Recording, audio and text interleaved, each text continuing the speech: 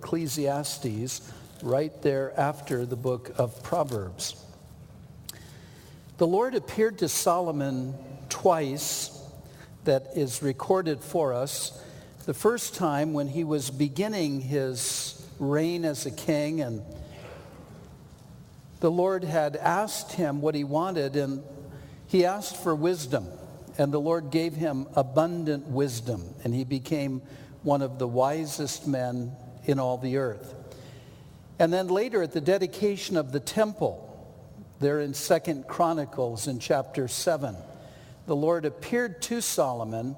This is that famous verse that says, "If my people who are called by my name shall humble themselves and turn away from their evil deeds, that I'll hear from heaven and I'll heal their land." God had made a promise to Solomon. And he walked with the Lord, but when he became old, his heart was turned away from the Lord. And he no longer walked with the Lord as he had done in his younger days. The book of Ecclesiastes is really Solomon's accounting for what he learned during that period of his life when he wasn't walking with the Lord. It's an accounting for us of life without God being the one that you're living with and living for. And he was able to speak in great detail about what happens to a person who leaves God out of their life and pursues any and every other kind of activity. And so thus in the book of Ecclesiastes, there in chapter 1, it says, "The words of the preacher, the son of David, king in Jerusalem."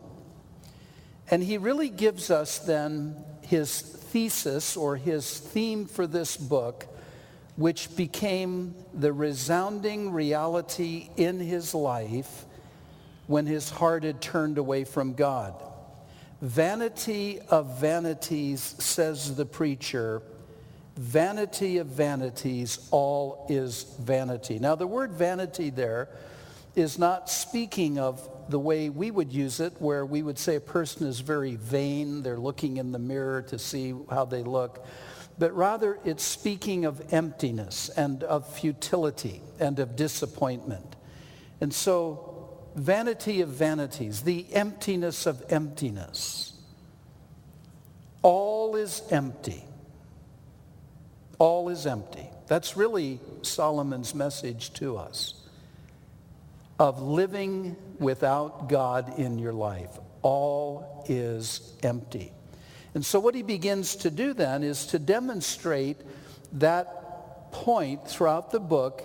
And he begins, first of all, to speak to us about the emptiness he observed of just the cycles of life, of the things that happen every day, and ultimately how empty it seemed to him. There in verse 3, he said, "What profit has a man from all his labor in which he toils under the sun?" What profit is there? He's basically saying there's no guarantee of positive benefits for all of your work. This is what he experienced. One generation passes away and another generation comes, but the earth abides forever. The sun also rises and the sun goes down and hastens to the place where it arose every day. And of course the sun really doesn't rise or set, but it appears that way to us as the earth is rotating on its axis. The wind goes toward the south and turns around to the north. The cycles of the wind whirls about continually and comes again on its circuits. So life just goes on. Every day, sun comes up, sun goes down, the winds go. All the rivers in verse 7 run into the sea, yet the sea is not full to the place from which the rivers come. An amazing thing. You have this input of water coming into the sea, but the sea is never full because of the evaporative process. the atmosphere takes the water up out and then it comes back down. They return again. All things are full of labor. Man cannot express it. The eye is not satisfied with seeing, nor the ear filled with hearing. And so life is weary, he's saying. It's a wearisome life.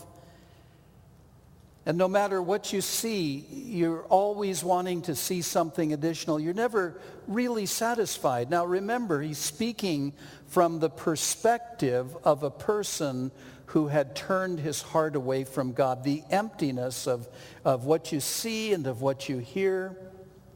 That which has been is what will be, and that which is done is what will be done. So the things of the past, history repeats itself, and if you want to know what's going to happen in the future, well, just look at what's happening today, because that which has been is what will be.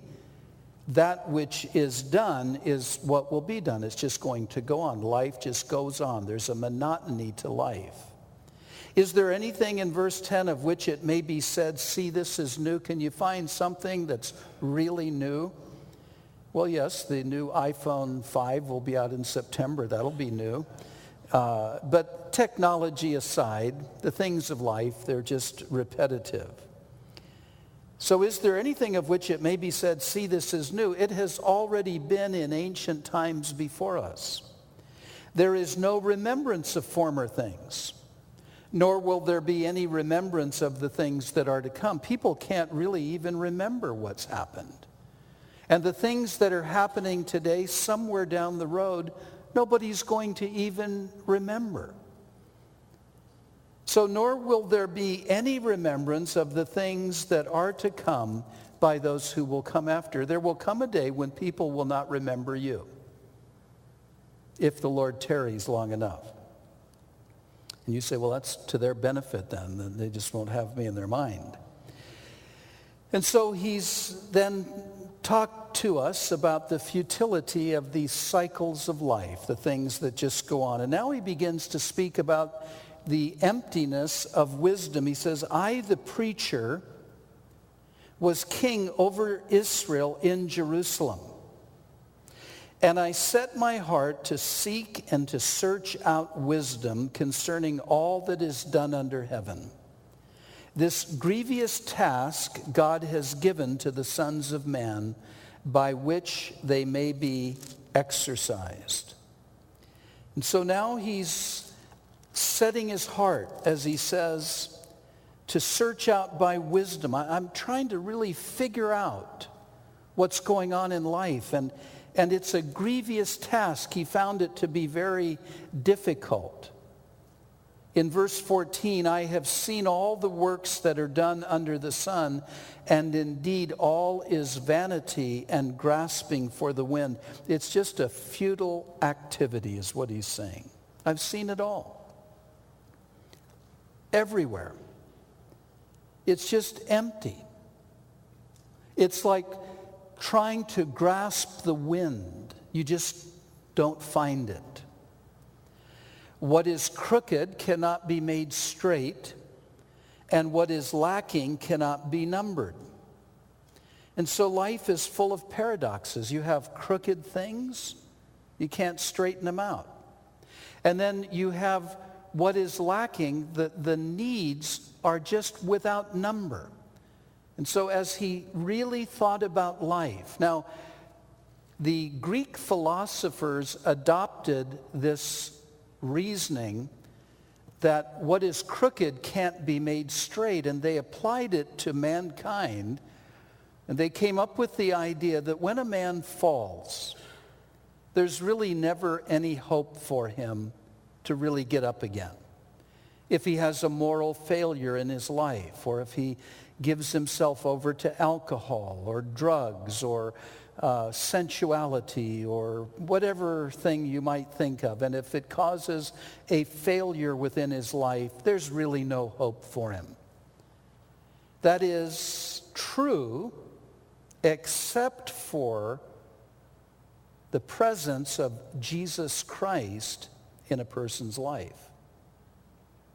God is in the salvation ministry